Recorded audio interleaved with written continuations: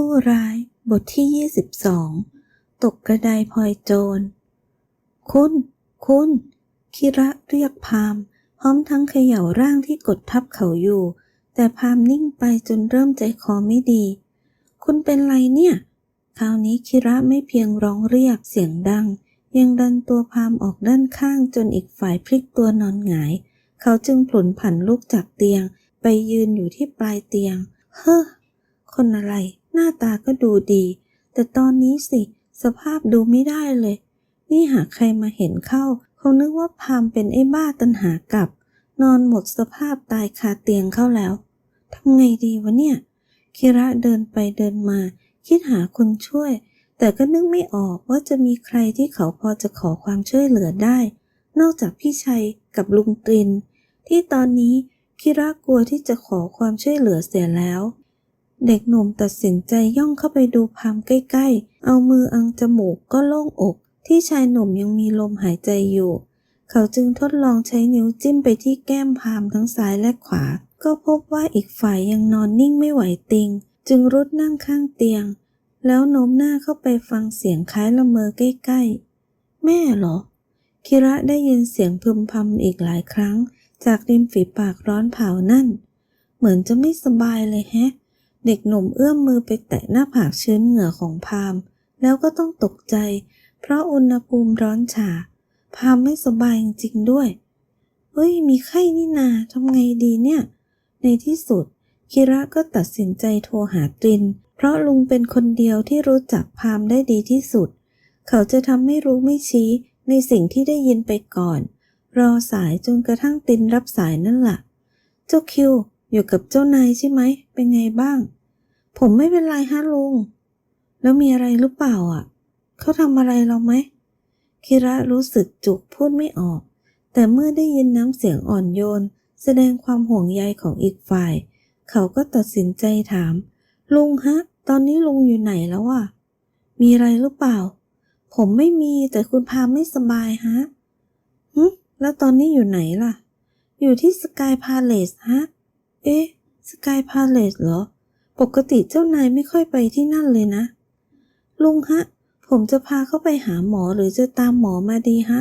ตอนนี้มีไข้แต่ไม่รู้คืนนี้ไข้จะขึ้นอีกหรือเปล่าเกิดว่าเขาเป็นอะไรไปผมจะทำไงดีฮะลุงทีแรกคิระลังเลที่จะพูดแต่คิดว่าลุงตรินอาจจะช่วยพาพามไปหาหมอได้จึงตัดสินใจบอกออกไปงั้นเดี๋ยวลุงตามหมอไปให้ดีกว่าเร็วๆเลยนะฮะลุงคิระพลูลมหายใจโล่งอกกำลังจะกดสายทิ้งแต่จู่ๆพามก็พูดแทรกขึ้นมาไม่ต้องมาคุณจะไม่ให้หมอมาดูได้ไงคิระแย้งก็บอกว่าไม่ต้องมาแต่คุณไม่สบายนะคราวนี้พามไม่ฟังพยุงตัวขึ้นแล้วถือวิสาสะหยิบโทรศัพท์มือถือจากมือคิระแล้วกรอกเสียงลงไปตามสายทันทีไม่ต้องมาเข้าใจไหมตินแต่แล้วหมอล่ะครับก็บอกว่าไม่ต้องไงตินอ้ำอึ้งไปเพราะได้ยินเสียงจากเจ้านายเขาจึงตัดบท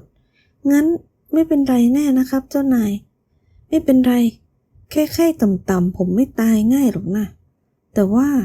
พูดครั้งเดียวให้เข้าใจนะผมมีพยาบาลส่วนตัวต่อไปถ้าผมไม่โทรหาก็ไม่ต้องมาล่ะพามพูดแค่นั้นก็เหลือบมองคิระที่ตาโตเท่าไข่ห่านเพราะคำพูดประโยคนั้นได้ครับหากมีอะไรเรียกผมได้ทุกเมื่อเลยนะครับรู้แล้วนะพามตอบแค่นั้นก็กดตัดสายแล้วโยนโทรศัพท์ตกรุ่นของคิระที่สภาพเยินราวกับผ่านสมรภูมิมานานปีลงบนเตียงอย่างไร้เยื่อใยแล้วตะแคงนอนคุมโปงหันหลังให้คิระหน้ายู่จะคว้าโทรศัพท์ของตัวเองก็ไม่ทันจะล้วงไปใต้ผ้าห่มของพามก็ดูจะกระไรอยู่สักหน่อยเขาจึงได้แต่กลด่าพามในใจดูเหมือนว่าอีกฝ่ายจะนกรู้พลิกตัวกลับมาทันได้เห็นคิระที่เงื้อมือใส่พอดีจะทำไรเฮ้ยเปล่าผมแค่คันหัวจะเกาหัวคิระพูดจบก็เกาหัวตัวเองแก้เก้อแล้วกบเกลื่อนพามกระตุกยิ้มเยาะทั้งรู้ทั้งเห็นว่าที่คิระพูดก็แค่เอาตัวรอดเขาจึงพูดด้วยความรำคาญแน่ล่ะดูผมนายดิทรงอะไรก็ไม่รู้ แหลมๆกระนกหัวขวานโหยคุณก็พูดเวอร์ไปหรือเปล่าผมอุตส่าห์ทำซะหลอนเนี่ยหล่อตายละนายอ่ะเอ้าว่าไม่ได้นะก็คนมันหล่อคิระเถียงทุกประโยคพามสายหน้าระอาก่อนสั่งก้มหัวมาสิฮะก็ก้มทำไมอ่ะเหินหน้าเร็วๆคิระงงแต่ก็ยอมก้มหัวให้เพราะเห็นแก่คนป่วยปรากฏว่าพามจับหัวของเขามาดมแล้วหน้าเปลี่ยนสีทันทีฉันไม่ชอบกลิ่นสีผมนายไปเปลี่ยนซะผมไม่ได้อยากให้คุณชอบนี่แต่นายต้องอยู่กับฉันตลอดเวลาเพราะฉะนั้นนายต้องตามใจฉันตลอดเวลาด้วยพามยื่นคำขาดโหยเผด็จการตลอดเวลาเหรอวะคิระนึกในใจหมอนี่จะให้เขาอยู่ด้วยตลอดเวลาในฐานะอะไรเนี่ยคุณจะให้ผมอยู่ด้วยตลอดเวลาในฐานะอะไรแล้วนานแค่ไหนถึงจะคุ้มเงิน3 ล้านของคุณน่ะคิระกั้นใจถามเพราะอยากรู้ขีดขั้นความต้องการของพามว่าต้องการอะไรจากเขากันแน่พามกระตุกยิ้มภายใต้ใบหน้าเหนื่อยก่อนตอบก็บอกแล้วไงว่าในฐานะเมียจนกว่าฉันจะพอใจได้ไงอะคุณผมไม่ใช่ผู้หญิงนะฉันก็ไม่ได้ชอบผู้หญิงนี่พามตอบหน้าตาเฉยแล้วฉันก็ต้องการนายเป็นไม้กันหมาในฐานะเมียให้ฉันไม้กันหมาเนี่ยนะหรือว่าอยากเป็นเมียจริงๆล่ะเฮ้ยคุณนี่บ้าบอคิระหน้าเหวออีกรอบรีบตั้งท่าลุกหนีแต่พามฉุดมือเขาแล้วดึงลงมานั่งข้างเตียงตามเดิมเด็กหนุ่มจ้องมืออุ่นจนเกือบร้อนของคนป่วยแล้วได้แต่อึกอักเขาพูดแบบนี้หมายความว่าจริงใช่ไหมนะแล้วเขาต้องอยู่กับพามในฐานะเมียเพื่อเป็นไม้กันหมาให้สาวๆเนี่ยจะบ้าหรือเปล่าแต่แบบนี้คนเข้าใจผิดนะผมไม่โอเคคิดว่านายมีสิทธิ์เรียกร้องหรือไงก็ผมคราวนี้คิระอึกอักหรือนายจะให้ฉันฟ้องลุงกับป้านายโทษฐานยักยอกดีล่ะโอ้ยคุณได้ทีขู่ฟ่อๆเลยนะเป็นแมวเหรอขู่ไม่พักเลยคิระถามกลับด้วยความโมโหจู่ๆพามก็หัวเราะหน้าตาเฉยก่อนตอบใครบอกว่าฉันเป็นแมวฉันเป็นเสือต่างหากเป็นเสือที่จะจับลูกกวางเนื้อแน่นๆนุ่มๆกินตอนไหนก็ได้ถ้าเกิดทำให้เสือรำคาญฮะว่าแต่ตอนนี้ฉันชักจะรำคาญคนปากมากอย่างนายสักหน่อยแล้วนะ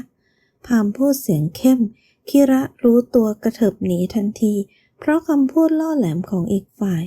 ขนาดป่วยจนไข้ขึ้นยังปากดีได้เขาอยากจะสงสารอยู่หรอกแต่ดูท่าทางแล้วพามตอนนี้หน้าเหมือนไส้มากกว่าสงสารอีกอันที่จริงหมอนี่ป่วยอยู่หากเขาคิดจะทำอะไรคงไม่มีปัญญาสู้เขาได้มั้งหรือจะสักหมัด2 หมัดทีให้สลบแล้วหนีออกไปดีนะแต่เงิน3 ล้านล่ะแล้วคดีความของลุงล่ะคิระคำนึงถึงผลได้ผลเสียแล้วก็ได้แต่ปลงตามน้ำไปก่อนก็ได้แต่ทว่าเฮ้ยคุณจะทำอะไรผมเนี่ยคิระโวยวายเพราะมัวแต่นึกหาทางหนีทีไล่ไม่ทันคิดว่าจะถูกอีกฝ่ายดึงเขาลงมานอนบนเตียงแล้วถือวิสาสะพาตัวขึ้นคล่อมอีกหน้าตาเฉยปล่อยนะขอดูหน่อยไม่เอาคุณจะดูอะไรอยู่เฉยๆน่ะไม่เอาคิระปัดมือพามที่เอื้อมมาปลดกระดุมเสื้อเชิ้ตของเขาออกแต่คนป่วยอะไรกันถึงมีพละกำลังมากมายมหาศาลขนาดนี้เด็กหนุ่มรู้สึกถึงอะไรอุ่นๆที่หน้าพอลืมตาก็ต้องตาค้างเพราะสัมผัสอุ่นจากมือของพามที่กดลงมาถูข้างลำคอของเขาคิระคอหดก่อนจะผงะคุณอย่าทำไมคิดว่าฉันจะทำอะไรนายหรือไงก็แง่แหละนี่มันฉาก18 บวกในละครชัดๆเลยนะคิระโวยคราวนี้พามถึงกับหัวเราะก่อนจะพูดด้วยน้ำเสียงอ่อนโยนเมื่อสบตาคิระเข้าอย่างจังเด็กโง่นายนี่มันโง่มากคุณหมายความว่าไงคิระจ่อยที่อีกฝ่ายจับได้เพราะที่พามเช็ดออกอยู่นั้นคือภาพเพ้นท์ที่เขาตั้งใจให้ช่างวาดให้มันไม่ใช่รอยสักเสือเพ่นอะไรจริงจังใดๆอย่างที่ใครคิดหรอกนั่นก็เพราะเขาปอดเกินกว่าจะลงทุนให้ช่างสักลงบนผิวเนียนๆของตัวเองแต่เรื่องเจาะหูกับเจาะจมูกซ้ายนั้นเขาหลวมตัวเล็กน้อยตามคำชักชวนของช่างก็เท่านั้นเอง นายทำแบบนี้ทำไมก็ผมไม่ได้อยากน่ารักไงคิระพูดเท่านั้นก็ผละออกแต่ช้ากว่าพามที่ดึงเขากลับเข้ามาหาอ้อมอกแต่นายก็ยังน่ารักอยู่ดีแหละรู้ไหมพามพูดเท่านั้นก็รู้สึกยอกแสยงใจตัวเองเขาอยากเกลียดคิระอยากทำให้คิระรู้สึกผิดที่ทำให้เขาต้องถูกพ่อด่าว่าต่อหน้าทารกำนันโดยเฉพาะต่อหน้าพี่ชายตัวดีที่เหยียบซ้ำแล้วซ้ำเล่านั่นอีกแต่ทว่าเขาก็ทำไม่ลงไม่คิดว่าเพราะความสงสารจะทรงอานุภาพร้ายแรงขนาดนี้พามนึกโมโหตัวเองจนอยากเลิกแกล้งถึงแม้จะมีโอกาสที่เขาควรจะใช้คิระให้คุ้มค่าตัวแต่ก็ไม่เข้าใจตัวเองที่พอได้กอดตัวนุ่มนิ่มนี้แล้วเขาก็อยากกลืนน้ำลายตัวเองนักก็ได้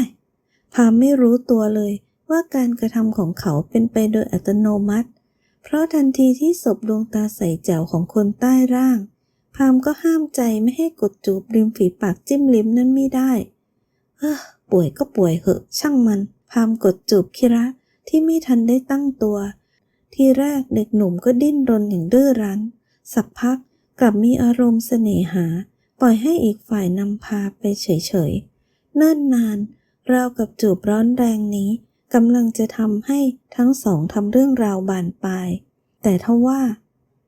ทำอะไรกันน่ะ